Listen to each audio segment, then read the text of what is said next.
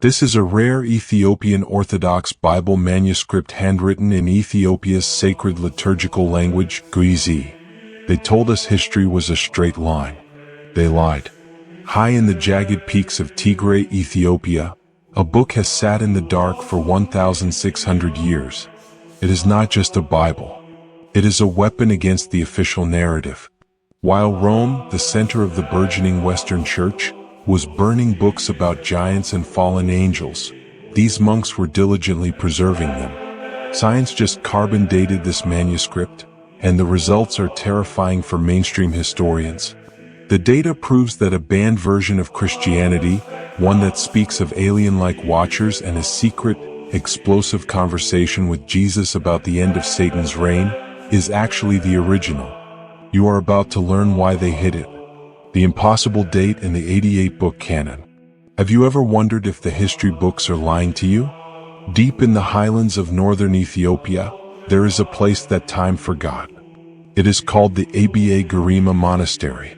It sits on a dry, dusty plateau surrounded by cliffs that drop straight down into the abyss.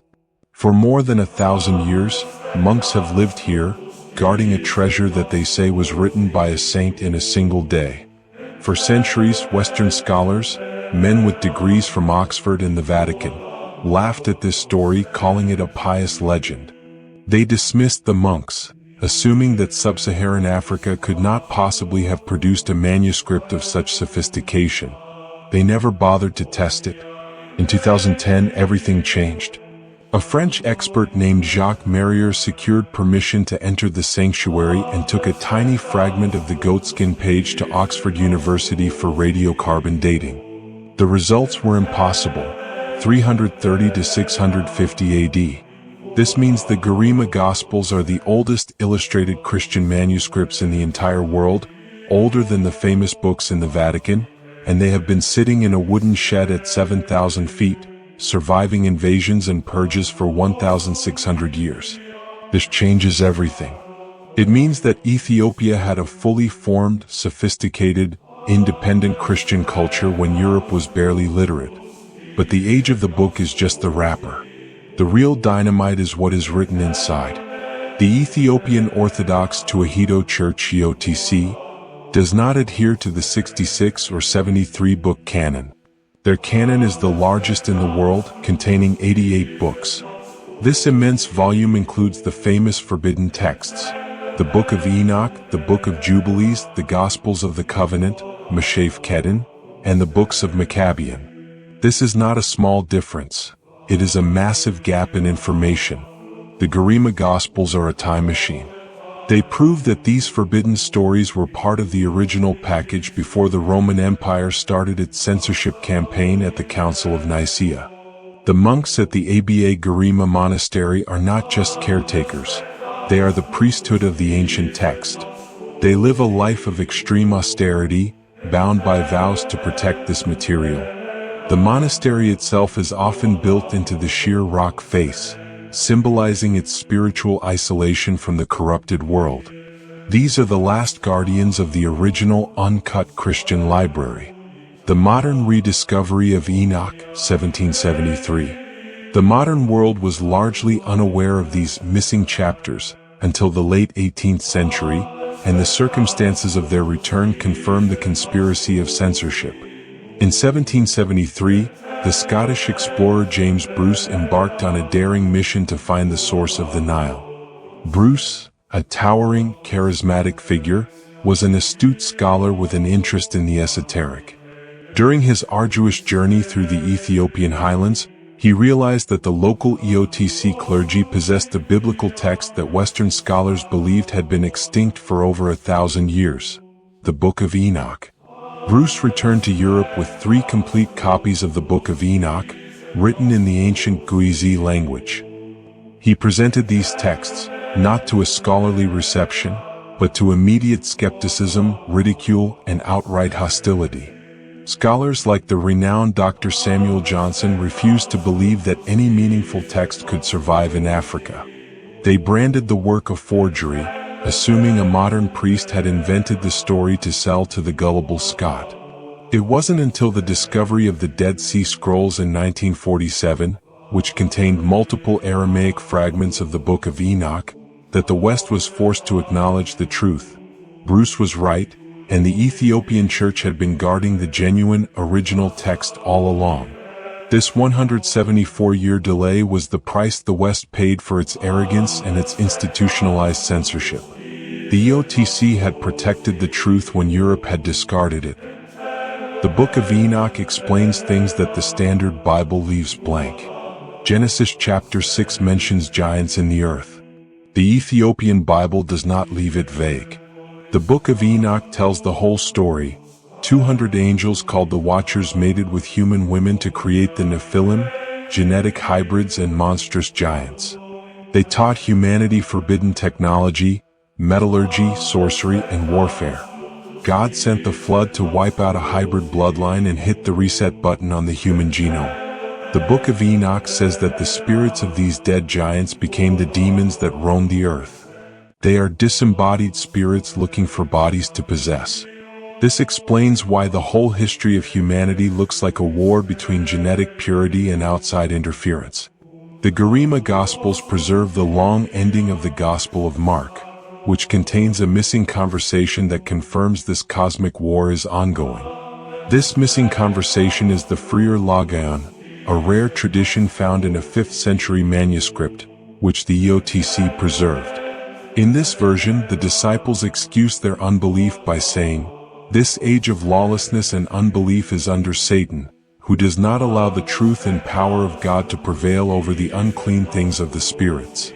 The unclean things of the spirits are the Nephilim demons described in Enoch. And here is the post-resurrection line that is missing from your Bible. Jesus answers them, "The term of those years of Satan's power has been fulfilled, but other terrible things draw near." Think about what that means. Jesus is saying, the devil's time is technically up, but it is going to get worse before it gets better. This changes the resurrection from a happily ever after ending into a strategic military victory in a war that is still ongoing. It acknowledges a transition period, a time where the enemy is defeated but still dangerous. The Western Church removed this dialogue. They wanted a clear, simple commission. They did not want the complicated discussion about Satan's timeline and the unclean spirits. It raised too many questions about why evil still exists if Jesus won.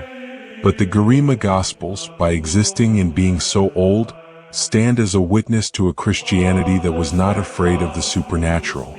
They connect the world of the Old Testament giants to the New Testament resurrection. When you remove the Book of Enoch and you cut the conversation about Satan's power, you lose the plot. You lose the context of the cosmic battle. The 88-book Ethiopian canon proves that the Nephilim War is the missing first act of the Christian story.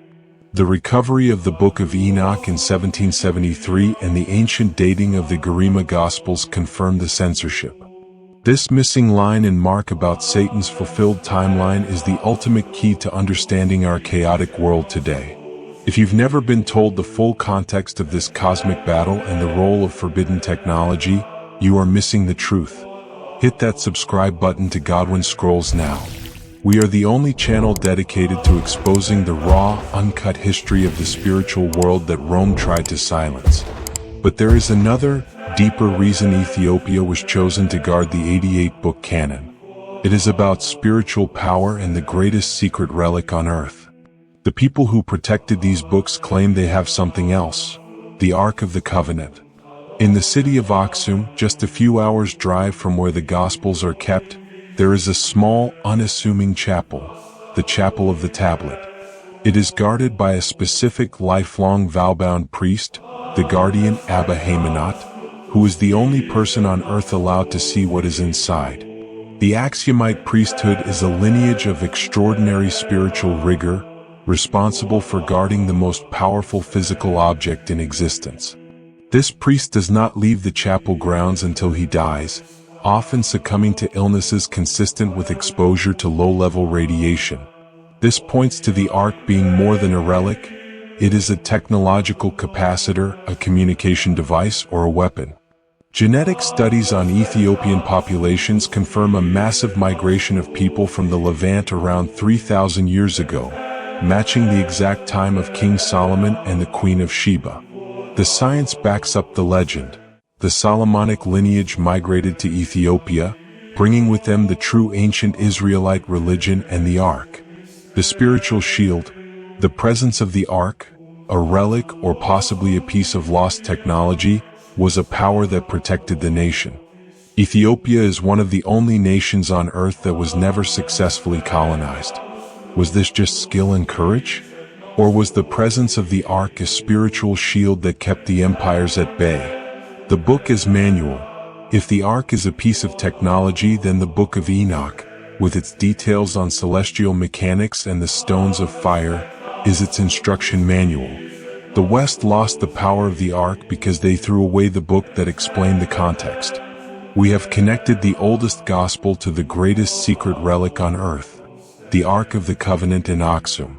The lifelong dedication and the physical sacrifice of the Aksumite priesthood prove the power of the object they guard.